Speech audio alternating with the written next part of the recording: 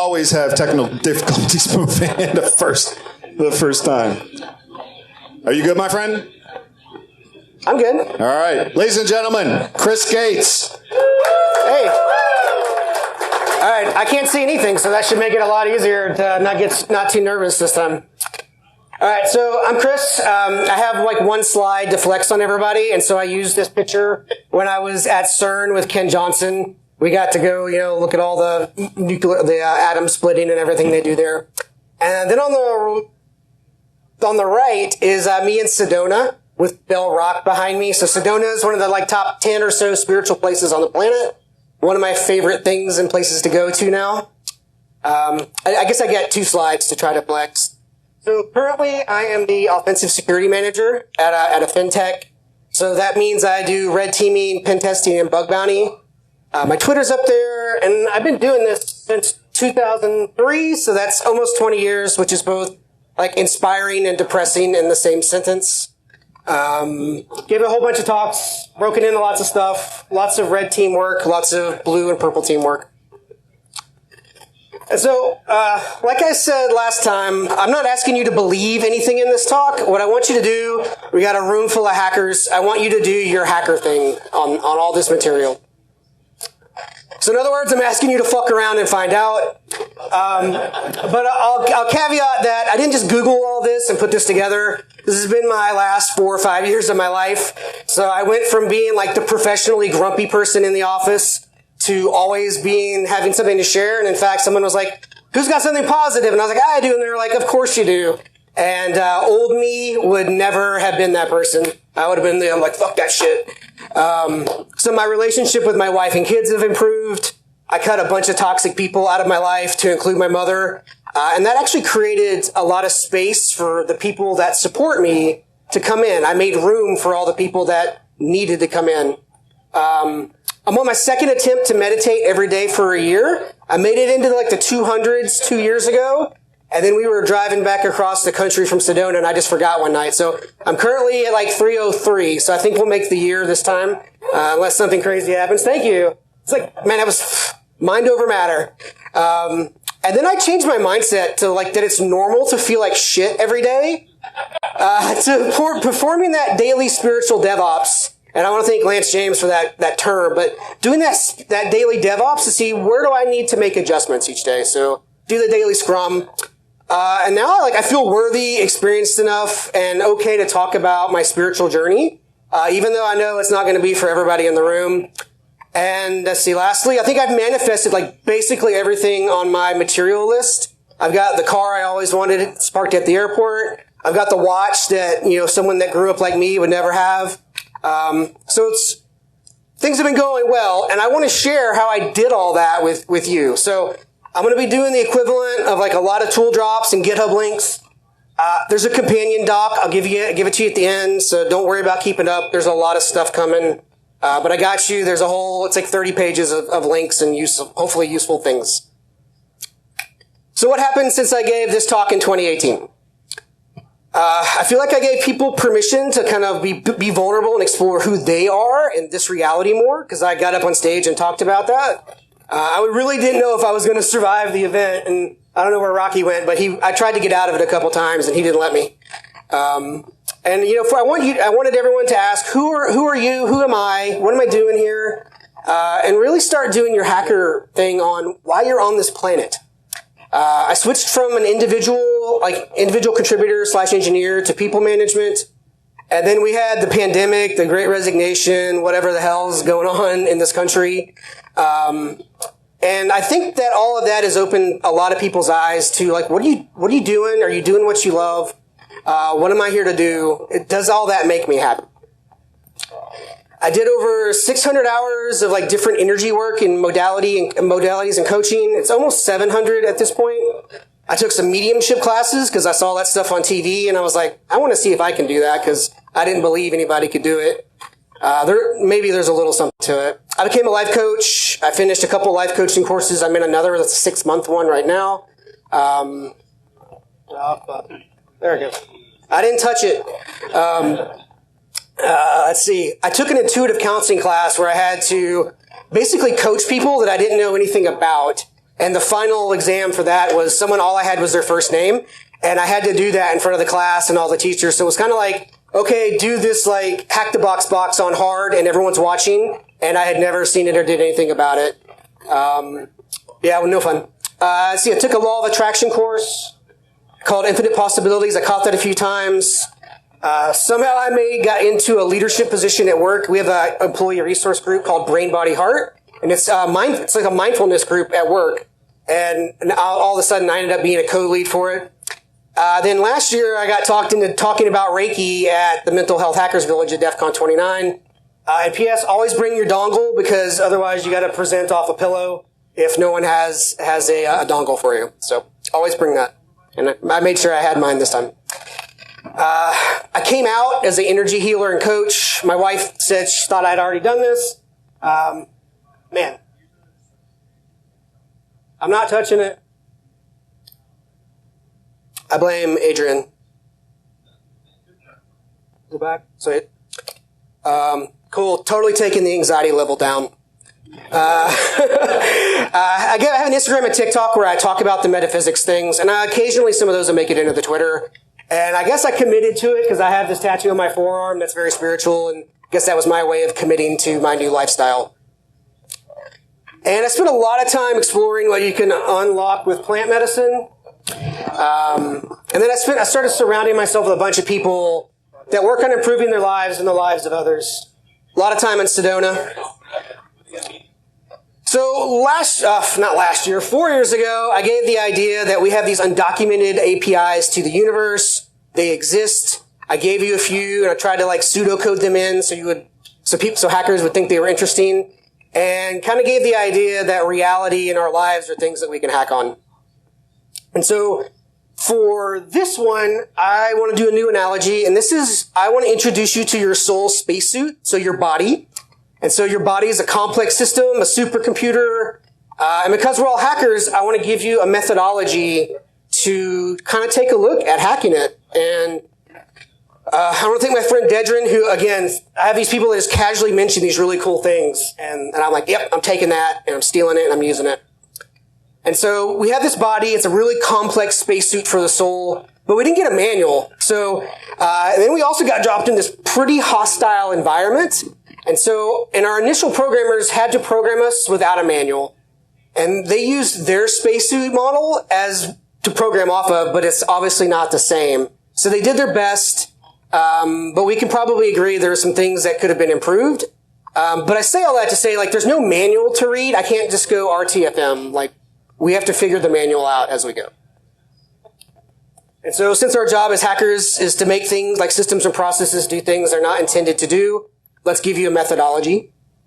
And so here it is. I don't know if that's readable, but so in interviews I ask, hey, if I give you this thing that's custom built and you've never seen it, there's no black hat talk to watch, no blog post to read, how do you go after it? How do you do real black box pen testing? And I do that because, one, I've seen it a million times in my career, but I want to see how they go after things when there's no methodology to it. And so let's explore one to do our spacesuit.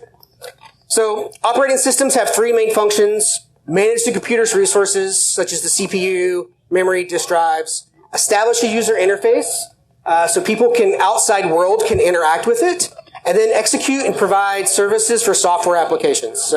And these applications are programs that are added on later. So we have some core ones that come with our spacesuit, and then we add all these other ones on later. And just like your laptop, all these extra things are like our varying code quality. Some are super shady, and some are okay. So yeah, simplified diagram of that. So you have your hardware layer, that's the fleshy pieces. You have your operating system, the built-in applications, and then the concept of these user-added ones. So core functionality you can think as how we breathe, digestion, brain chemicals, all the stuff that we don't have to think about. But then we have lots of other applications, random scripts, and things that get installed later.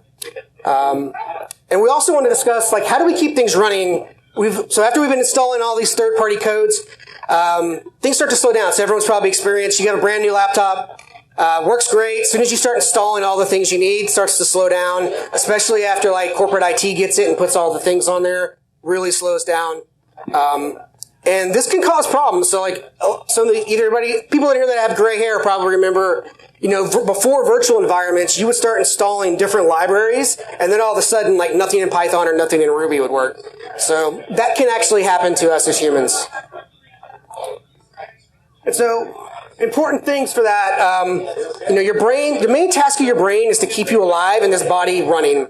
So to do that, it like constantly monitors things around you, all the dangers and everything else. And so, for example, if you're walking through a forest, you hear some rustling in the leaves, you're like, oh, your brain's going to go through all the possible scenarios that could be and say, oh, that might be a snake. And it starts to prepare your body to run away from the snake. And so that's usually super important and a handy function that I don't have to think about it. It just naturally happens.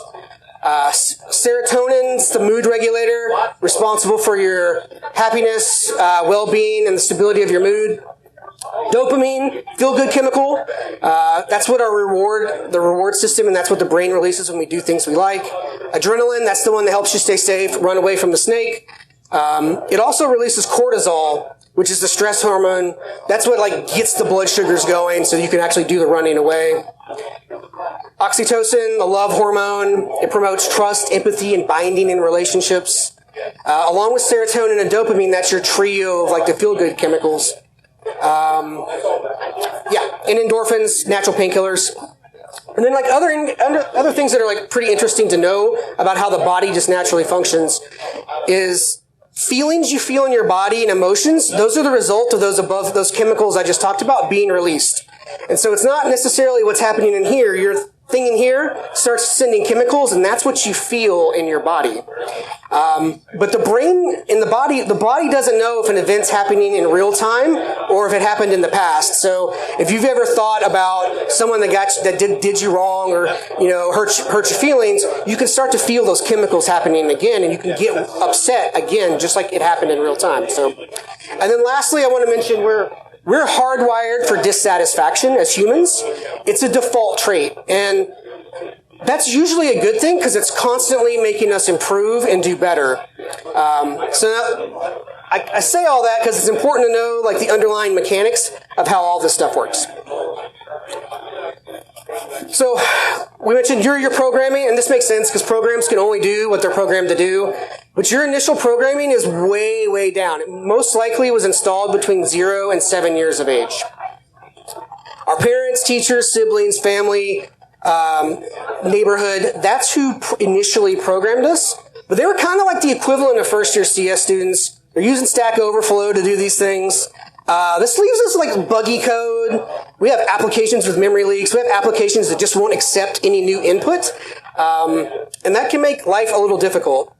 It's also important to know we can't really reboot this environment because when we reboot, we start over from 0 in a new spacesuit. So we have to do all these upgrades and patching while the system continues to run. And so for beliefs are your initial part of your programming. Most children will believe whatever you tell them until they're about 7, 8 years old. And so use that to your advantage. And most of these beliefs, so we don't remember having them installed. They're just there. And the people that installed them, they didn't necessarily know they were doing it. I know I didn't. I have kids. I didn't know I was programming them up until 7. And I definitely made some programming errors that I'm living with now as they turn into teenagers.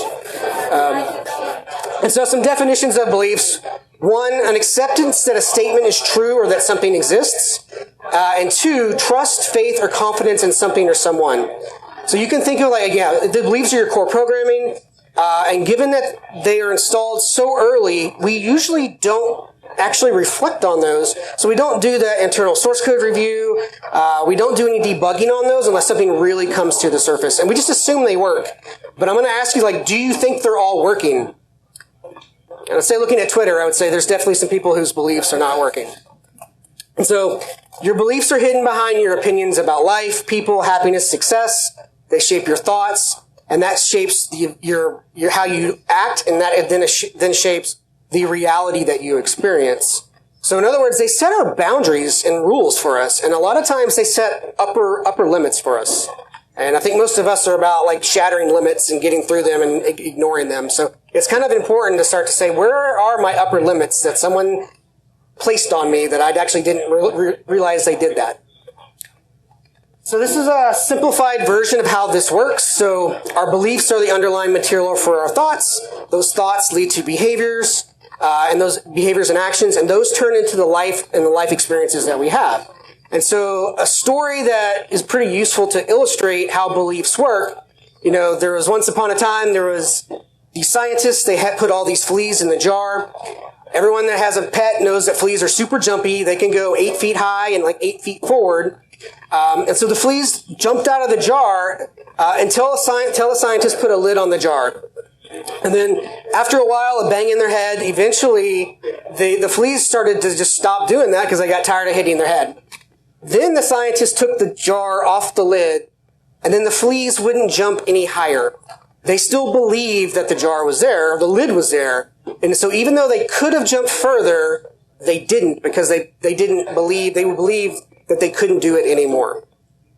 And so our beliefs are that powerful. Awesome. All right. So Benjamin Franklin once said, you can do anything you set your mind to, but what's interesting is the opposite of that is true, is you can't do anything that you don't set your mind to. The reality is that what we believe in is very powerful, and it shapes how we see the world around us. So our beliefs can also limit not only our thinking, but the actions we take, and then the lives we experience. But we do this all the time on assessments. People will say, hey, Oracle was unbreakable, or how many times has someone said to you, there's no way you can hack into this thing? And we know that's complete bullshit, but we do that all the time with things in our lives that people told us 20, 30 years ago. Said, you can't do that, so I'm not even going to try. So I want you to start to think about applying that same methodology to the things that you think about today, or the things people tell you today. Yeah, and even with all this training, I still find myself doing this, and I'm going to start to talk about some of how I've learned how to start doing some of this and do your hacker shit with it. So limiting beliefs, some common ones. I'm not good enough. I'm not pretty or handsome enough. I'm too old. I'm too young to do this thing. I don't have enough time. I don't have enough money. My height, weight, IQ, whatever says I can't actually do this thing. I can't be my real self, or I will be judged, shunned, killed, kicked out of the group. So like if I tell a bunch of people I'm into energy work and spirituality and maybe get on stage and talk about it, I'll be shunned from the group. And so a good regex to identify this is I can't or I shouldn't because. And the thing that comes after that because, that's your limiting belief. So really important to start to take a look at those. So to bring that back to the fleas, what metaphoric lid is preventing you from jumping up because you believe it might be there, not necessarily because it's there, but because we believe it's there.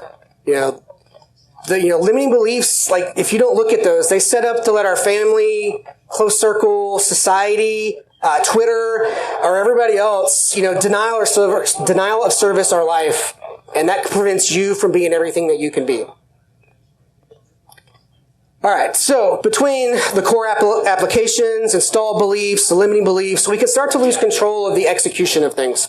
So if we throw in past traumas to the mix, we can start to get an operating system that really doesn't run as effectively as we want it to be. It will run. Obviously, if we're up on 2 feet, it's running, but it's maybe not running as optimally as we want. So we've got thoughts or programs that are taking away resources. And so one way to visualize this in the body is the chakra system.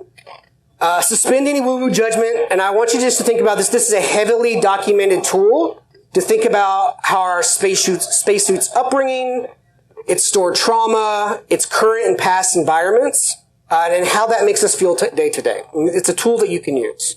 So we'll skip the top two because those can be a little strange, but I'm going to assert that we use these bottom 5 all the time. So understanding trauma with, or how we can improve our communication, love and empathy, our feelings of personal power, sexuality and creativity, or just our basic feelings of safety in our spacesuit or in our outside environment might have a little bit of benefit. I'm at least going to ask you to consider this for just probably 2 more slides. In the companion doc, I talk about all of them, but I'm just going to talk about one to start with. And so I'll talk about the throat chakra.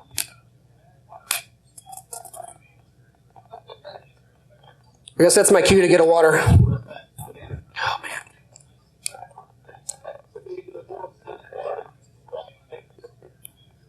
Would it be rude if I told all of them to be quiet? Hey, shut up, please. No, Chris. No. No, I'm joking. All right. I'm super nervous and all the talk is making me mess up. All right. So throat chakra. Speaking of someone who needs throat chakra work. All right. So the throat chakra corresponds to communication, speaking our truth, self-expression. Ooh, that seems important. So I hear people all the time, oh, I wish I could say this. I wish I could write this, but something's holding me back from being willing to do that. So that something might be childhood trauma or like adult trauma. So if as a child you're not able to express your feelings or your emotions, you were beat down if you did it, you were told you were never good enough, that you were stupid, or your thoughts and opinions weren't valuable or wanted or needed, you might have throat chakra issues. I know I did.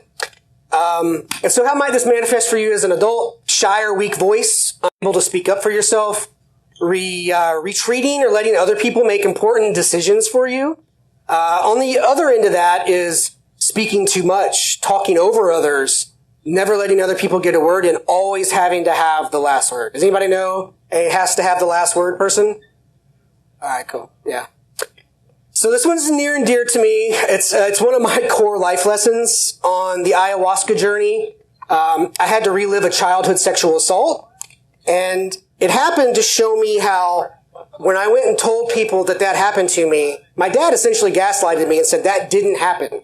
You're lying. There's no way that happened. And that set me up for 35 years of being very much dependent on being believed by other people. Yeah, whether that was in person or in writing, it was super difficult for me to speak up at meetings, stand up for myself when it mattered. If someone didn't believe me, absolutely crushed. I had no more faith in myself, no more faith in them. So I overcompensated by always trying to be the smartest person in the room. That worked most of the time until I got into InfoSec, because that's basically impossible to do. Like, I guarantee you I'm not the smartest person in this room. There's just so many smart people in InfoSec. So I was constantly on edge of like, did the thing I just tweet, was that wrong? Is someone going to call me out on it? Or if I'm in a meeting, I was definitely afraid of doing that. So all the what ifs. So understanding this, processing this, and more importantly, like letting that go, has helped me get back on track with that. And like getting up here and giving this talk and talking about that, that's part of that healing journey for me. So how's this hacking? Like, oh man, that was way too personal. Like digging into your old shit to release it and be more optimal in your body seems like hacker shit to me. And it's not something that I was ever taught. And so, I guess these are my proof slides. So, the chakras also align to glands and organs in the body. And so I just wanted to share this because it's a taxonomy to allow you to think about where you might be storing trauma, and then make it okay to go look into that a little bit. And why do you want to do that? A lot of research shows that stored trauma and emotions start to make your body sick. And so if we're sick, we're not being as efficient as we can. So might be reasons to look into it.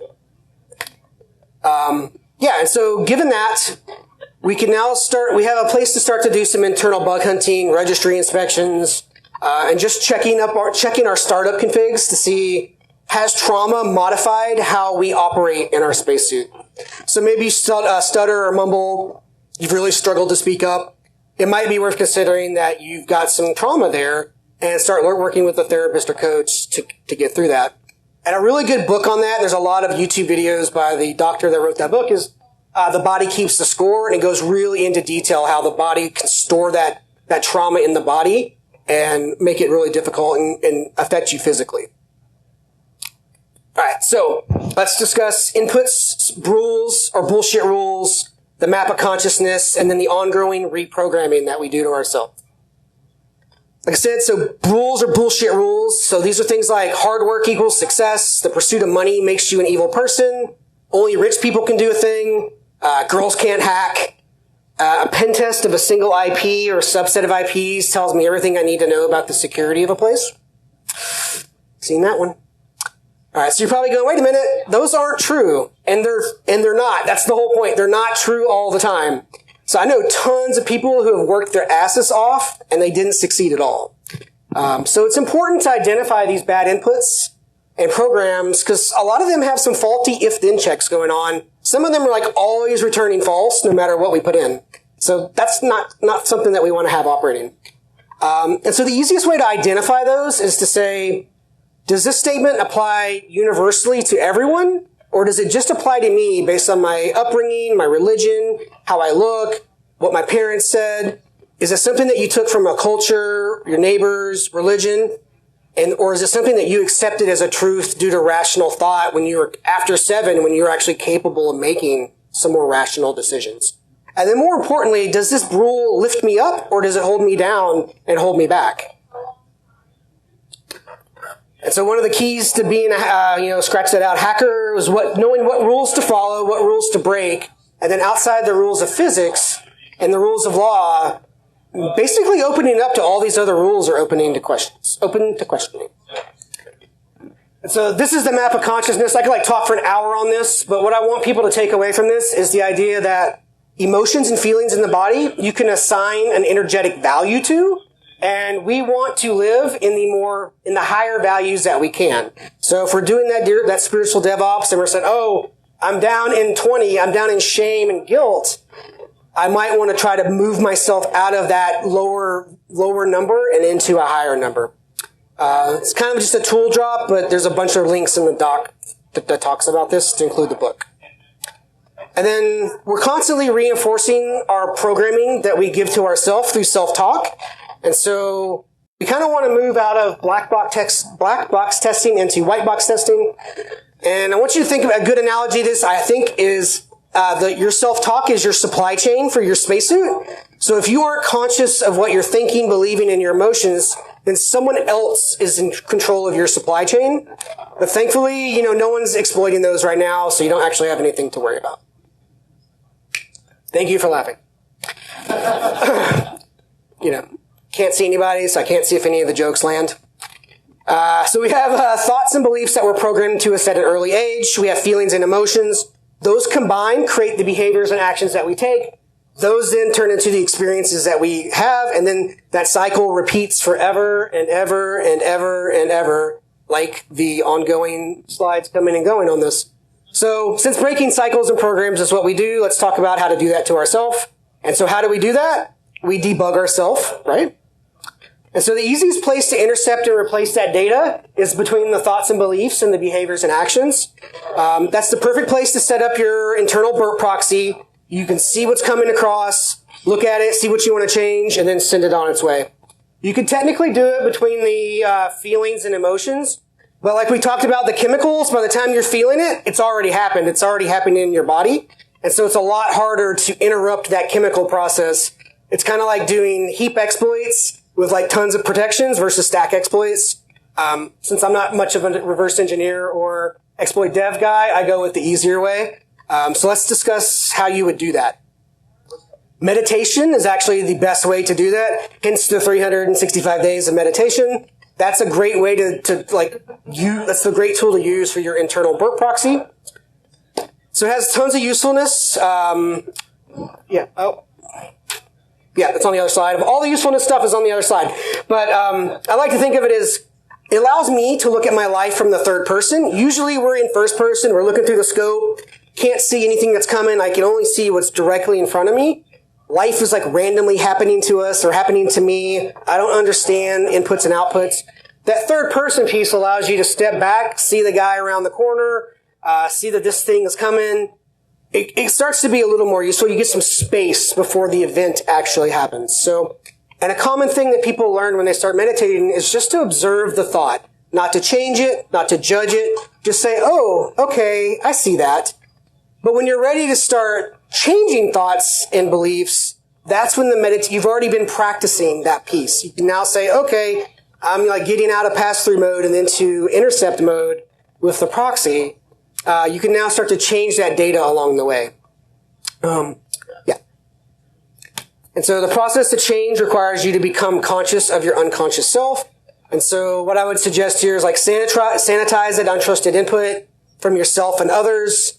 Sanitize it, reformat it, make sure it's a parameterized query, give it a .safe, whatever you need to do to like make that thing better for you. Because if we're not sending all our applications good input, it starts to cause trouble and problems. Because a lot of these apps that we've installed, not memory safe at all. So another quote, there's a lot of Joe Dispenza quotes in here. I love him. He's a scientist, so I really latched on to the science behind all this stuff. So meditation opens the door between the conscious and subconscious minds. We meditate to enter the operating system of the subconscious where all those unwanted habits and behaviors reside and change them to more productive modes to support us in our life. Sounds like good hacker stuff. Sounds useful to me. So how does that work?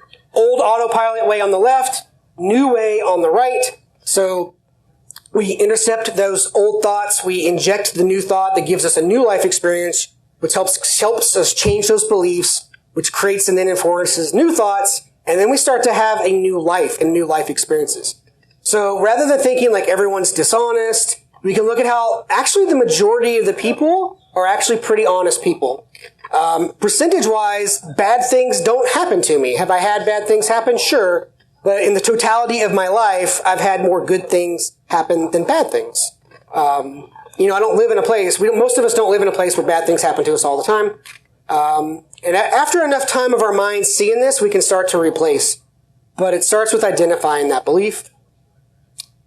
And then once we start to understand that programming, we can start where it came from and what we want to replace it with. That's when we can start to change family lineages, family curses, all those habitual thoughts. And so how this worked for me in my life was my dad used to hit me, his dad used to hit him. And so unsurprisingly, when I had kids, I started hitting them because that's what I was taught how to do. And then when my son was about 6, he triggered me. I went and spanked him, and I got to see that part where it had never crossed his little mind that I would hurt him, and that went away right then. And I was conscious enough that day to see that happen, and completely changed me. And I obviously still feel bad about it, but that's when we as a family decided that we weren't going to hit people anymore. And I'd like to hope that I have had that diagonal or that squiggly line there, but I can still find myself slipping into those old habits and routines. So it is work, but it can be done. And I think that really only worked because I was getting used to, this is happening. I was making those moments of like inspecting my behavior, inspecting my thoughts and my beliefs. So flashing the firmware, it's a good way of making like permanent changes. So we can think about, watching this talk will take you to version 0.1, or considering this talk may make you to version 0.1. Seeing a therapist or coach, 0.2. Starting to work on our nutrition, water intakes, proper things like that, 3. Taking care of your body, 0.4. Starting to dig into mindfulness and meditation and understanding brain mechanics, version 5. Maybe if I think Marcus Carey talks about these 4 agreements, like reading the 4 agreements and starting to put those into your life maybe takes you to 0.6. So you get the idea. But we're all hackers. We like to do things quickly. And so if you want to add new functionality, you can do things like installing DDWRT. That will move things along a bit faster. So plant medicines, psychedelics, that can be like installing new firmware versions. But I want to be super candid. You can definitely brick your router doing these. That's why I chose that other picture. Like, you can definitely do that. So I need everyone that's going to consider that. You're adults. Do the adult thing. Talk to a doctor. Understand how the chemicals you're putting in your body work with the other chemicals that you're putting in your body. You need to do your research. They're not for everyone. And then it's really important to know the brain doesn't stop developing until the mid-20s. So if you're in that 0 to late 20s, extra caution is required, but they can be useful for doing the equivalent of flashing firmware and getting rid of some of that core beliefs and limiting beliefs really, really quickly. But they're kind of like watching a demo at Black Hat. So who's been to Black Hat or DEF CON? All right, cool. Right? Somebody's up there just furiously typing away or playing videos or talking as fast as I'm talking. So you didn't probably catch everything that you needed to catch the first time around. And so those plant medicines can speed up that process. Therapy is one route. Doing it with a plant medicine is another route, but you have to integrate later, where with therapy, you're integrating as you go. So you can kind of think about that as like plant medicines, they give you that swagger.json file. So you've got all the endpoints. You've seen the end result. You kind of have to go back and do something with that, fuzz that, understand what each of those endpoints does before they start to be useful. And on the bricking piece, like any software upgrade, kind of need to like read the manual before you do that. Make sure you have enough system resources and other things, because you need to know where it might go sideways for you. And so why would you want to do that? Increase gratitude for life. When you have more gratitude, it starts to open up opportunities. Forgiveness for the people that have done you wrong, like super work in progress for me, full disclosure. Releasing stored trauma, obtaining a new viewpoint on those past events or current events. And then starting to give yourself permission to find or be your purpose. And then super clear visibility into where things are holding you back, where your beliefs holding you back. All right, so patching and upgrading. So we always look for software that's end of life, and so we know that can get us into trouble. So how can we do some patching and upgrading on ourselves? Mantras and affirmations, observing and being really intentional with our energetic currency, or basically our attention, and then understanding that our personality creates our personal reality. So I talked earlier about all that continual reprogramming. Mantras are a way to like take control of that and start to give yourself the things that you want to reprogram yourself with. So rather than saying, I suck at this, you can say, I'm actually getting better at this. And if you want to do it to chakras, you can say, I am aligned with my heart, or being more heartfelt, or I am becoming more aligned with who I want to be, or opening my heart. I am looking for opportunities to find my voice. I'm speaking up more. I'm on my way to being as badass as that carnal ownage guy. Nothing. All right. I tried. All right. So loud. All right. So you can think of energetic currency as you have a finite amount of flux to give, and you can only deploy those flux in a few places. So if all of those coins are deployed, when something important comes your way, you don't actually have any attention to give to the thing that you want to give attention to. So another way to think about this is, in Windows, down in the taskbar, we can see all the running programs. But when you open Task Manager, you see all the other programs that are running. So it's kind of important to periodically check in and make sure you don't have like notepad.exe running a system. And that can absolutely happen. So yeah, again, so being really conscious of where you place your attention. Are you doom scrolling on Twitter? Or do you go read a book instead? Do you focus on the negative aspects of people or in situations, or do you look for the positive side of things? Do we focus on what strangers think about us, or do we focus on what we think about ourselves and understand that we're probably experts in a lot of things? And life is about the management of energy. Where you place your attention is where you place your energy. And so if some rogue Firefox or Java process is running, it's consuming all our energy, we don't have resources to do the new things that come our way or to make the changes that we want to make in our lives. And a bit more about the brain. So earlier I mentioned all the neurochemicals and transmitters. Today's society keeps us in a state of 24/7 fear. So, in anxiety. So if you stay in that state for too long, we talked about the cortisol. The cortisol decreases important body functions because you don't need to be digesting food when you're running from a snake. But if you're not digesting food and you're not doing that 24/7, it starts to actually affect the body, and that creates disease. So, I'm going to suggest that we start to use some of our debugging tools to help us identify that and start to change our thoughts and where we place our attention. And so fundamental to that is like Joe Dispenza's work. So 4 years ago, I basically said thoughts become things. This, your reality, your personality creates reality is just another way of saying that. Oh man, I even lost it on my screen. There we go. So you think 60 to 70,000 thoughts a day. 90% of those are the same thoughts you thought yesterday. All those thoughts lead to the same choices. Those same choices lead to the same behaviors. same behaviors, lead to the same thoughts, same experiences, and oh my God. Thank you. Yeah.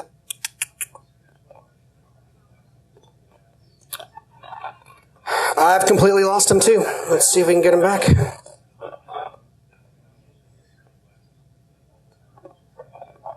This is almost as bad as the time when I was at DerbyCon and my laptop just decided to go into hibernate mode on me. And it went really to sleep. It was great. All right, I see this. Let's do that. What's that? I know. I'm sure I did. I can. Okay. Yeah, this should be better.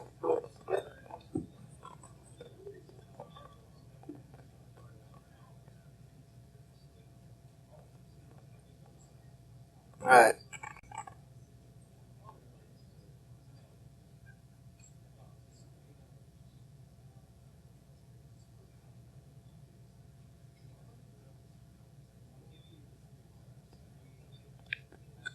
Fuck. Yeah, man. Someone, hashtag deity's having a good fucking laugh right now. All right. We're almost there. Thank you. Love you guys.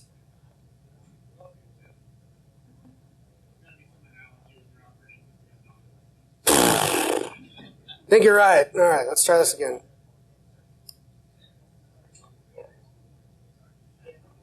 I think the problem with getting old is I actually need these notes more and more.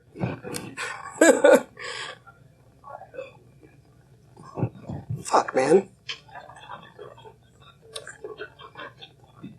All right, we're getting there. Bring that back over here. All right, fingers crossed. I completely forgot what I was saying here. Let's just keep going. All right. What's our purpose?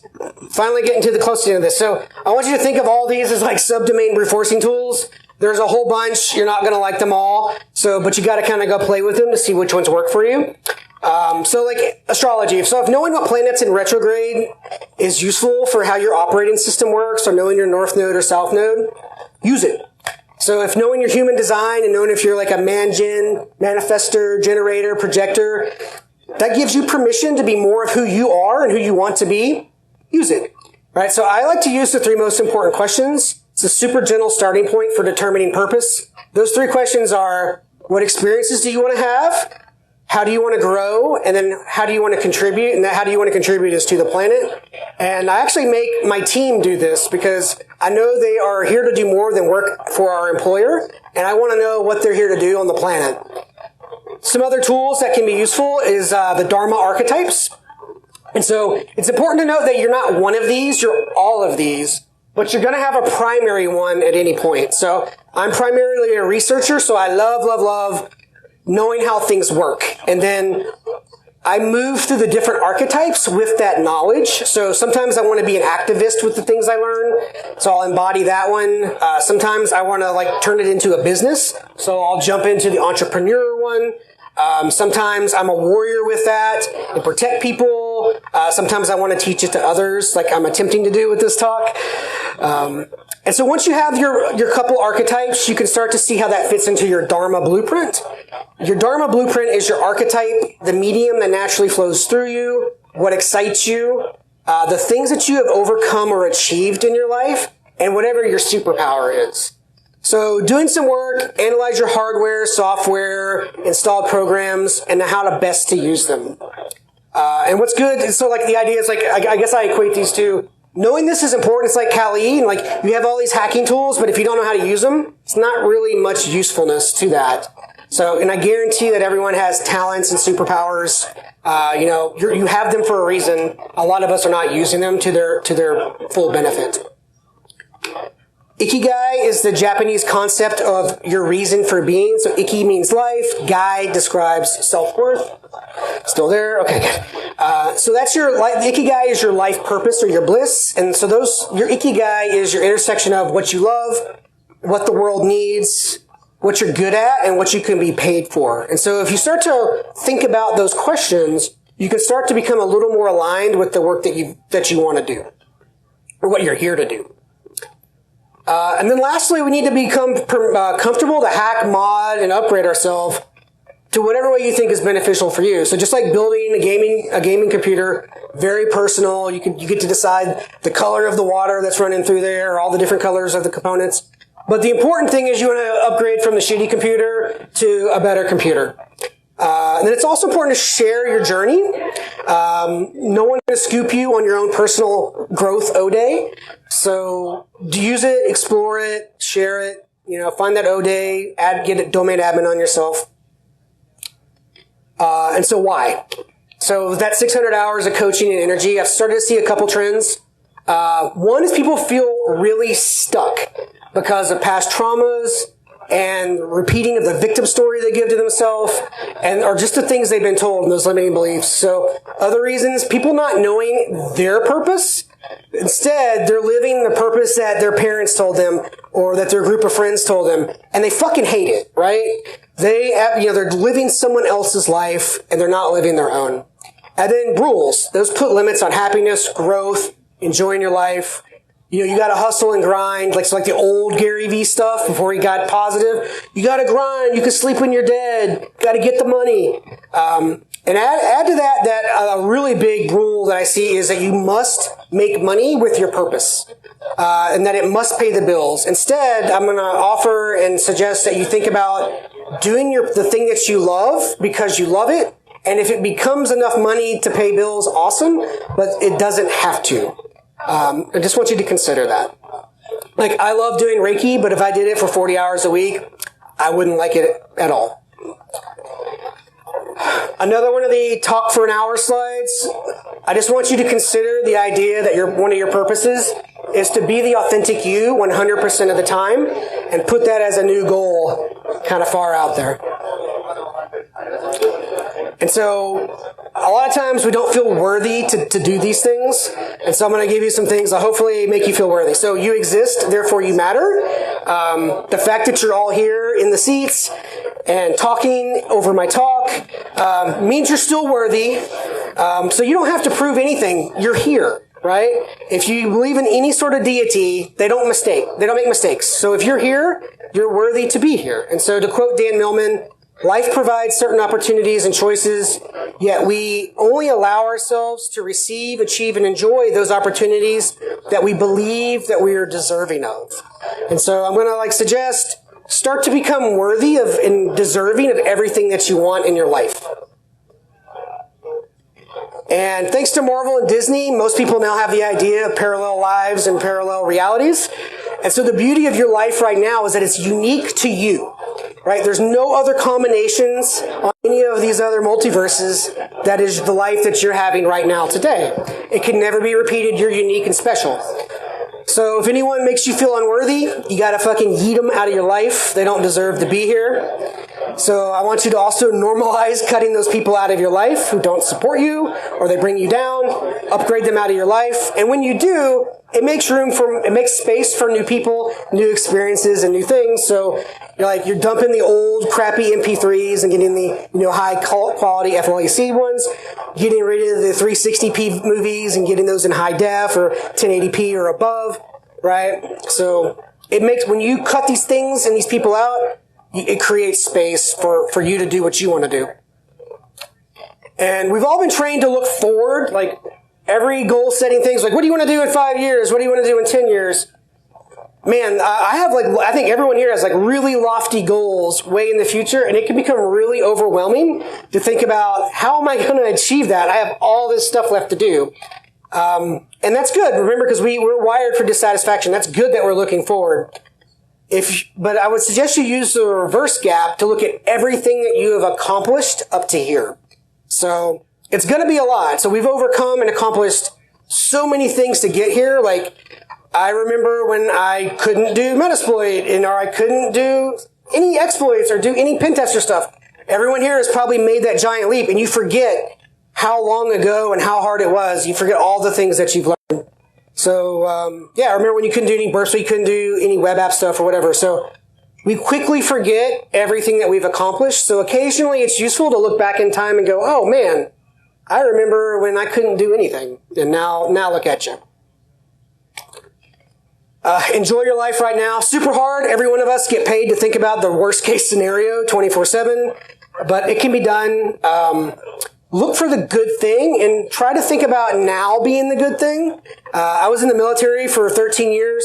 So anyone in the military will tell you the worst place you were was where you left. The best place is where you're going. And right now fucking sucks.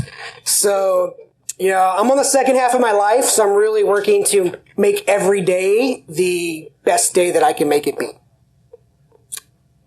And give yourself permission to hack shit. So our society has molded our brain. We have like a pretty narrow view and outlook. Start to hack your mind, your beliefs, your thoughts, to start to expand all the potential things that you can do. Investigate, explore it. Start to just try it and see. My other team motto is try it and see. I'd love for everyone to just try it and see what happens. And lastly, get in the habit of performing that daily spiritual DevOps. Daily, weekly check-in, see how things are going, how are you feeling, keep learning how your spacesuit works, how the operating system works, and how the internals work. Look for those outdated apps, remove those with a vengeance, and just overall do that check. Look for that notepad.exe running a system, and then go find out why it is. And so it's literally your mission to get as much out of life as possible. Take all the tools, learn all the things, hack all the things, and don't wait for anyone to give you permission to do it. That's what I got.